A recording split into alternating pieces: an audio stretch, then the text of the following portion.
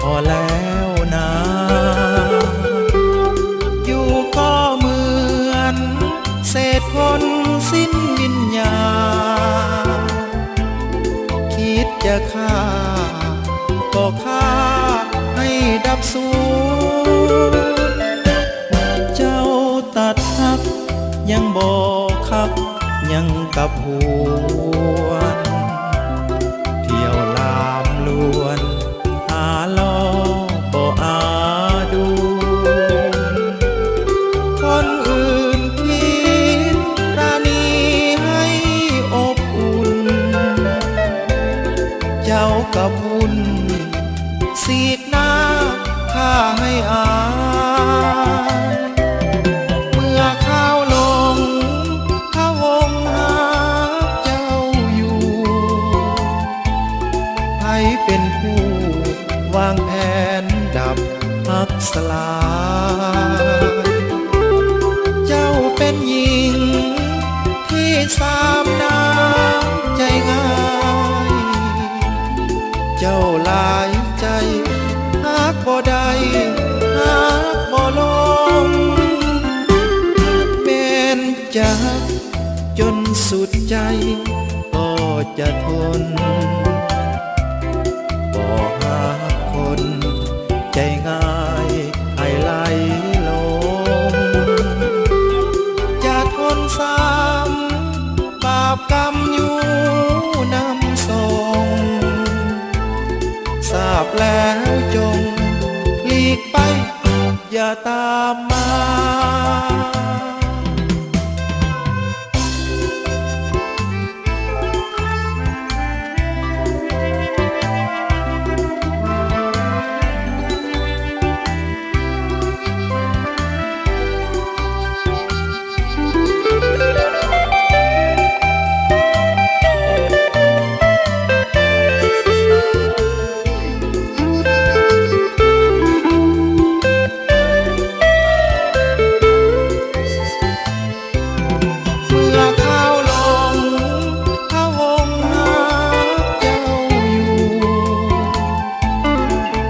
เป็นผู้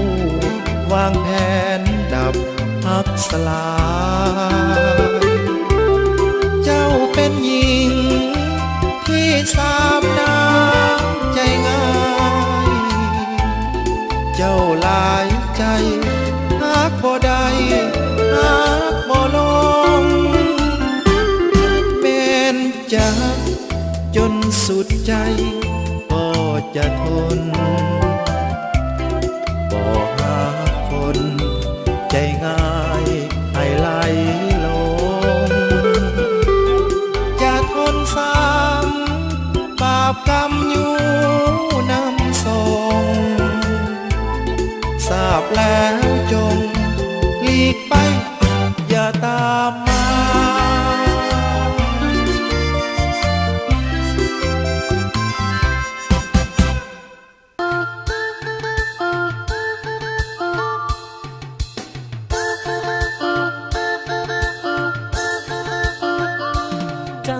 เพลงลิมโบส่วนให้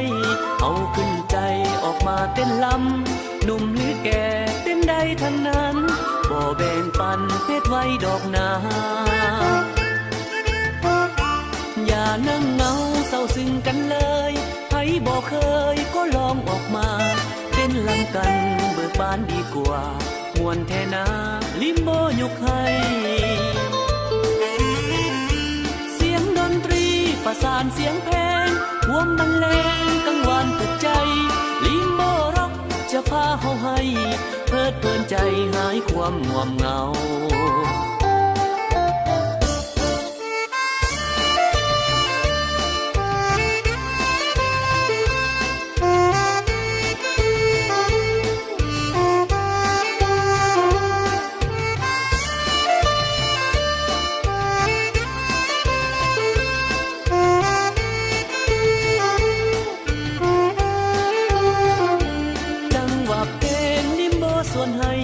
เอาขึ้นใจออกมาเต้นลำหนุ่มหรือแก่เต้นได้ทั้งนั้น